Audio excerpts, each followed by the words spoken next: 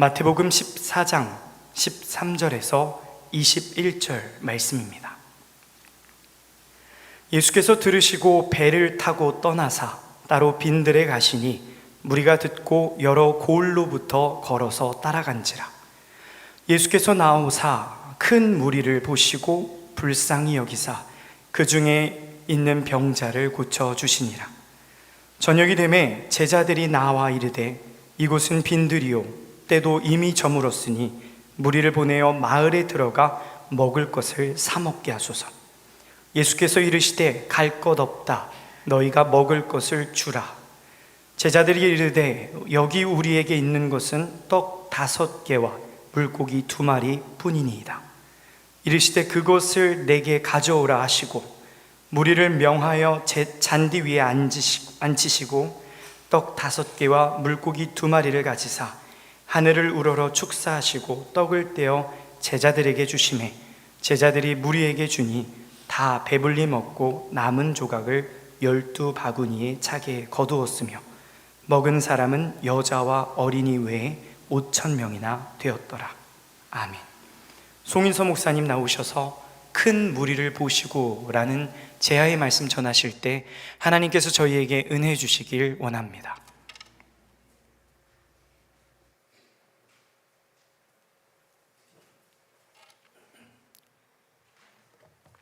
안녕하세요.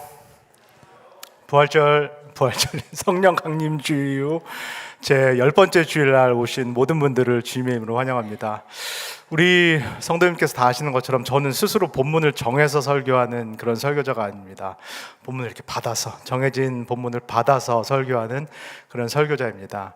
주중에 진행되는 예배, 매일 만나는 생명의 삶 순서에 따라서 그 본문을 받아서 그렇게 설교를 하고, 또 주일에는 공동 성서 전과, 거기에 이미 정해져 있는 그 본문을 받아서 설교를 준비하고 또 설교를 하는 그런 설교자입니다.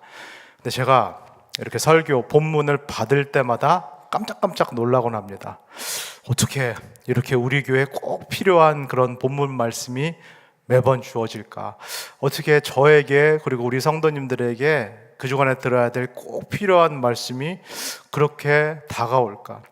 생명의 삶 또는 공동성서 전과를 편집한 사람이 우리 교회를 아는 것도 아니고 저를 아는 것도 아닐 텐데 어떻게 필요한 말씀을 이렇게 적합하게 또 우리에게 주실까?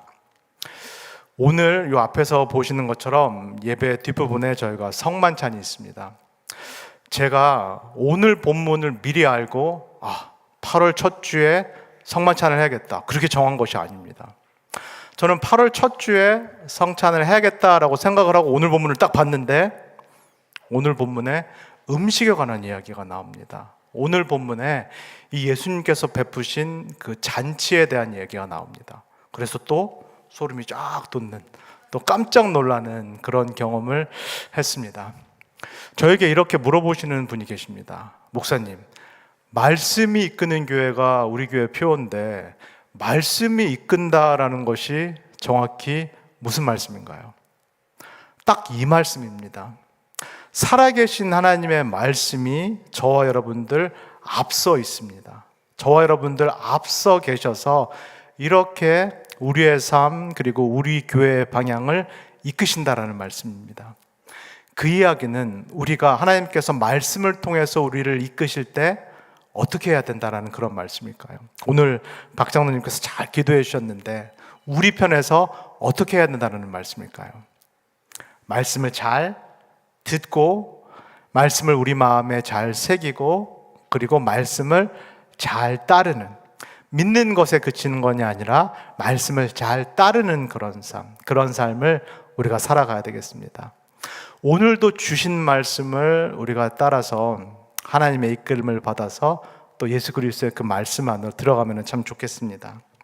오늘 본문 말씀, 오늘은 성만찬이 있기 때문에 평소보다 조금 설교가 짧을 텐데 오늘 본문 말씀 13절 말씀 다시 한번 읽어보도록 하겠습니다. 시작.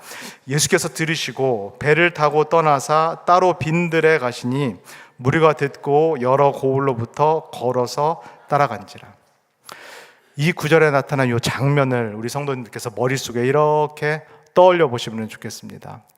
예수님께서 따로 떠나서 배를 타고 한적한 곳으로 가신다라고 말씀합니다. 물론 제자들이 이 배에 예수님과 함께 타고 있을 것입니다. 예수님이 정확히 어디로 가신다라고 방금 읽은 그 본문에 나와 있었나요?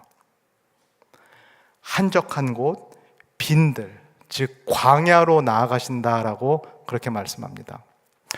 예수님께서 왜 배를 타고 무리들과 함께 계셨는데 왜 배를 타고 지금 한적한 이 빈들, 광야로 나아가실까요? 답은 늘 본문 가운데 있습니다. 우리가 하나님의 말씀을 자세히 읽어보면 답은 늘 본문 가운데 있습니다.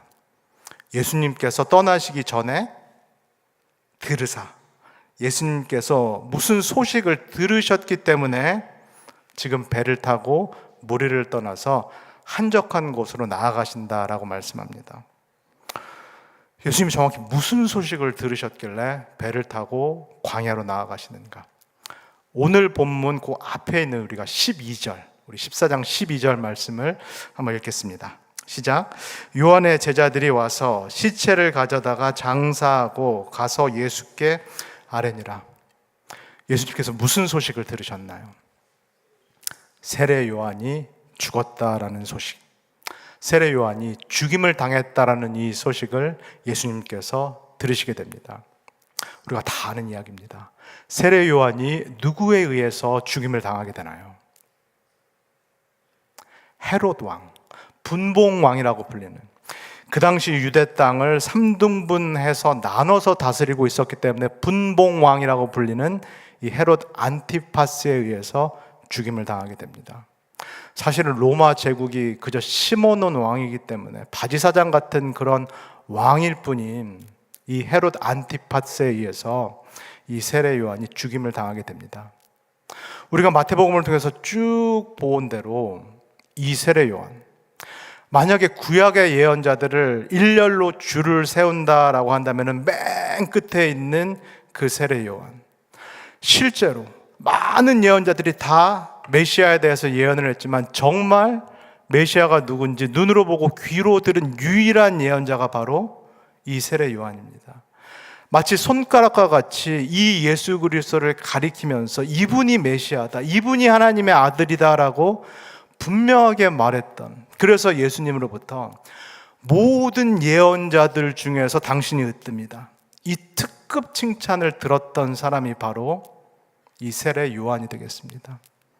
그런데 이 세례 요한이 이 헤롯 안티파스에 의해서 죽음을 당하게 됩니다. 정말 비참한 죽음, 우리가 다 알지, 비참한 것을 넘어서서 이렇게 허무할 수 있을까? 이렇게 허망할 수 있을까 싶을 정도의 그 죽음을 세례 요한이 당하게 됩니다. 이 헤롯 왕이 자신의 생일 잔치를 벌립니다. 근데 예전에 형수였던 헤로디아, 지금 자신의 부인이 된 이 헤로디아가 이 자리에 그 딸과 함께 참석을 합니다.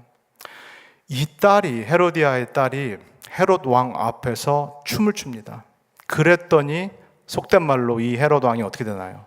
뿅 갑니다. 정신줄을 놓고 뿅 갑니다. 그래서 약속하는 것은 무엇이든지 들어준다라고 호언장담을 합니다. 이 어머니 헤로디아에게 사주를 받은 이 딸이 세례 요한의 목을 달라라고, 세례 요한을 죽여달라라고 얘기합니다. 세례 요한이 지금 형수랑 결혼한 것은 율법에 어긋나는 것이다, 죄다라고 계속 지적을 했고, 그래서 이 헤롯 왕도 눈에 가시처럼 여기고 있었지만, 그러나 이 모든 이스라엘 백성이 대예언자로 여기는, 마지막 날 하나님의 나라가 임하면 정말로 엘리야 같은 선지자가 다시 온다라고 믿었는데 이 세례 요한이 그 엘리야다. 그렇게 이 백성들이 이 세례 요한을 떠받들고 있었기 때문에 헤롯 대제가 이 세례 요한을 함부로 대하지 못하고 있었습니다. 근데 이 자신의 생일 잔치 자리에서 이 헤로디아의 딸의 부탁에 따라서 정말로 세례 요한을 처형을 하게 됩니다. 하나님의 예언자일지라도 그 당시의 권력을 이렇게 휘두르고 있는 사람 손에 정말 비참하게 죽을 수 있다는 거, 허무하게, 허망하게 죽을 수 있다라는 이 역사의 진실, 이 역사의 현실이 이 앞에 일어나고 만 것입니다. 예수님께서 드르사 배를 타고 떠나셨다라고 하는데 이 소식을 듣고 배를 타고 한적한 곳, 빈들, 광야로 나아가십니다.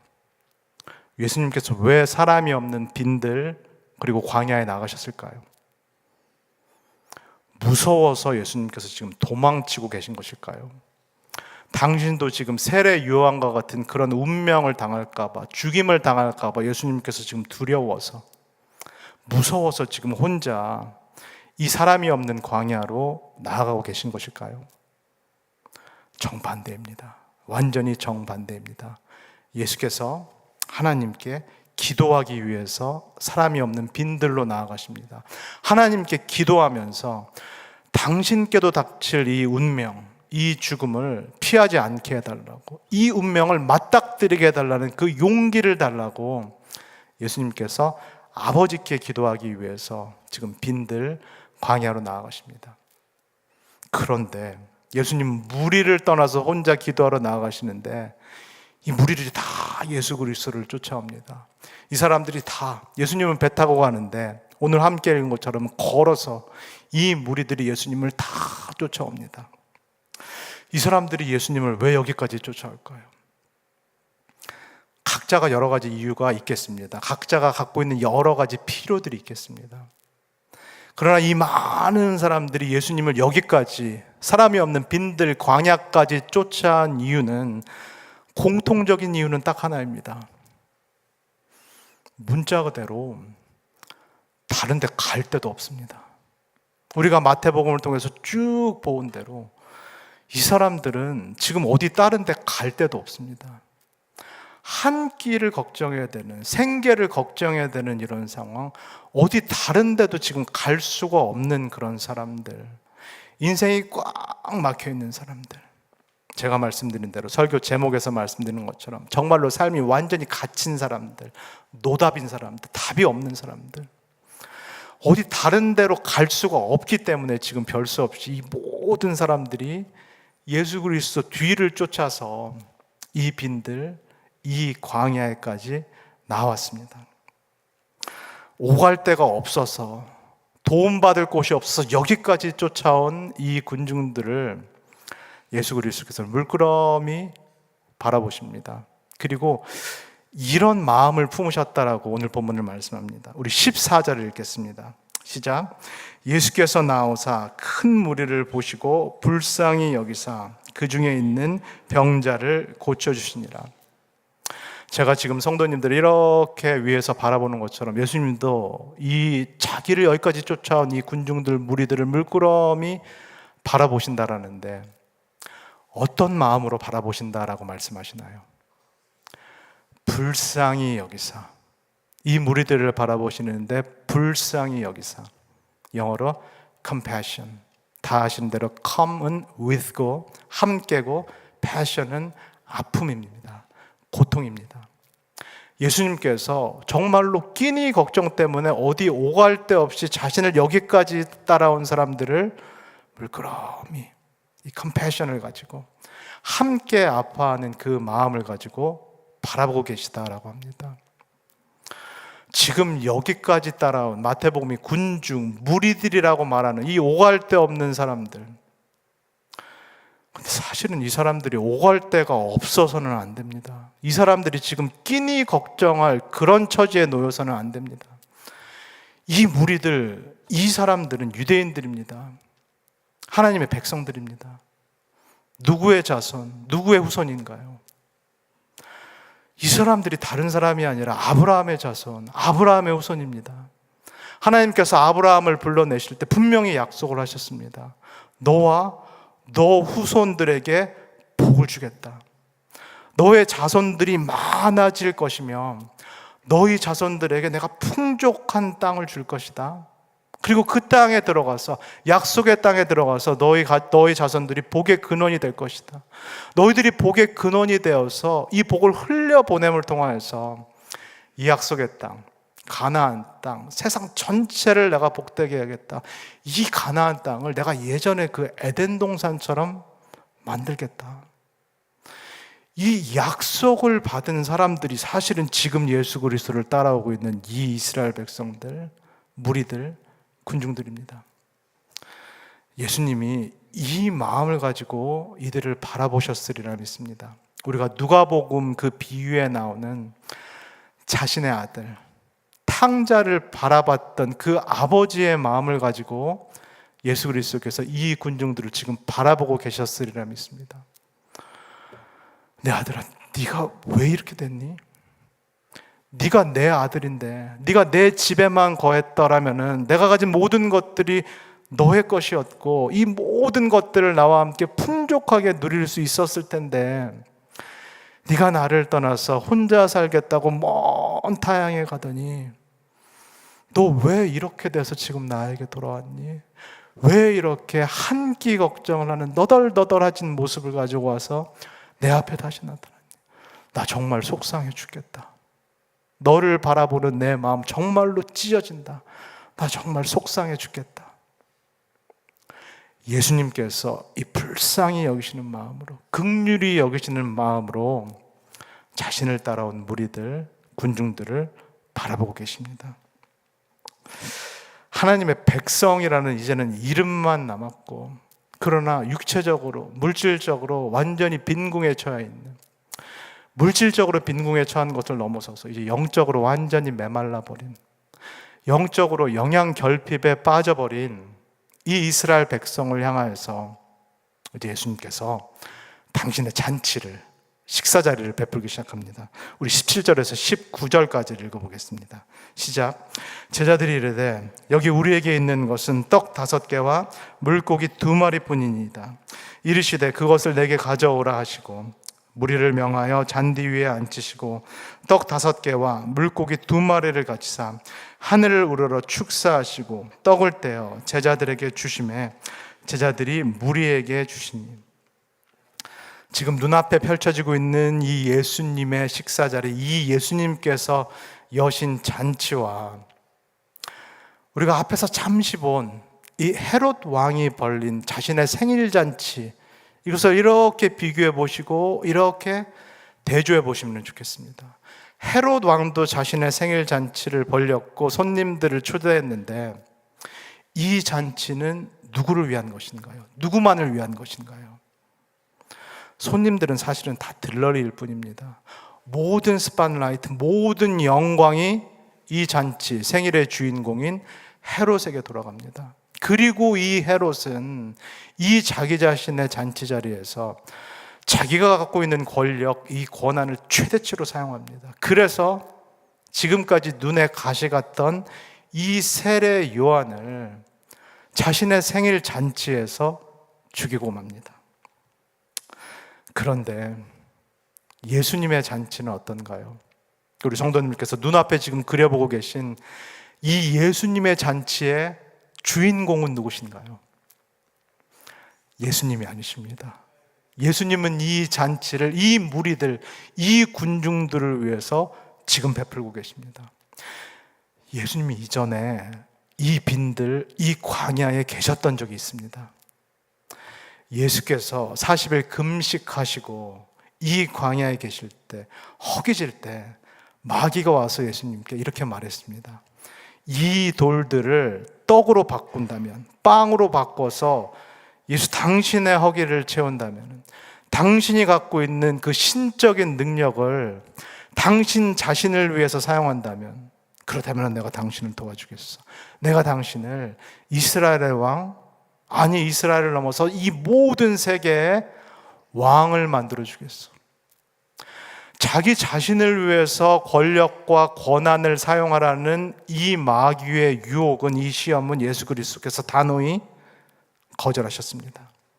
그런데 지금 자기 자신을 따라온 이 오갈 데 없는 사람들, 배에서 쫄쫄쫄쫄쫄 이 소리가 들리는 이 군중들을 향해서 이제 예수 그리스도께서 당신께서 갖고 계시는 그 능력, 그 권위를 사용하시기 시작합니다. 자신이 아니라, 자신이 영광받고 높아지기 위함이 아니라 자신이 긍휼히 여기는, 불쌍히 여기는 이 사람들을 먹이시기 위해서 예수님께서 당신이 갖고 계신 그 능력을 사용하시기 시작합니다. 사랑하는 우리 오렌지가 나은 교회 성도 여러분, 말씀을 듣고 우리가 헌금을 또 드리고 그 이후에 함께 성찬을 나눌 예정입니다.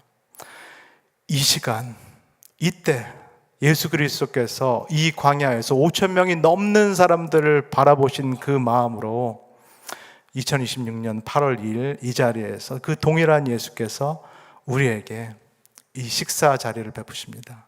그 이야기는 예수 그리스도께서 우리를 향해서도 어떤 마음을 갖고 계시다라는 뜻일까요? 우리도 동일하게 주님께서 불쌍히 여기신다. 우리도 동일하게 불쌍히 여기신다라는 그 마음을 갖고 계신 줄 믿습니다. 우리를 너무나 불쌍히 여기셔서 우리가 예수 그리스도께 돌아올 때까지, 탕자가 돌아올 때까지도 기다리지 못하시고 하늘 보좌를 버리시고 이 땅에 내려오신 우리 주 예수 그리스도, 그리고 길을 잃어 인생의 목적과 방향과 의미를 잃고 떠도는, 그리고 죄와 사망에 완전히 꽉 잡혀서 이 갇힌 인생을 사는 우리를 보시고 불쌍히 여기셨던 예수 그리스도께서 십자가에서 당신의 몸과 당신의 피를 쏟아주셨음을 믿습니다. 이 말씀을 기억하면서 우리가 주의 잔치에 참여할 때 나를 긍휼히 여기시는, 나의 모든 필요를 채워주시기를 원하시는 그 하나님 아버지의 마음을 깊이 느끼시는 우리 모든 오렌지가 난 교회 성도님 되시기를 주 예수 그리스도의 이름으로 간절히 소원합니다. 다 기도하겠습니다. 사랑해 주님, 하나님께서 우리도 동일하게 불쌍히 여기시기 때문에 우리에게 이 아침 주의 잔치를 베풀어 주심을 믿습니다. 하나님 아버지, 감사하는 마음으로 주의 잔치에 참여하기를 원합니다. 잔치에 참여하면서 이 잔치를 베푸신 하나님의 마음을 내가 느끼기를 소원합니다. 나를 이마만큼 사랑하셔서 당신의 몸과 피와 당신의 생명을 나누어 주시기를 원하시는 그 긍휼하신 하나님의 마음을 우리가 느낄 수 있도록 우리를 축복하여 주시옵소서. 감사를 드리며 예수님의 이름으로 기도합니다. 아멘.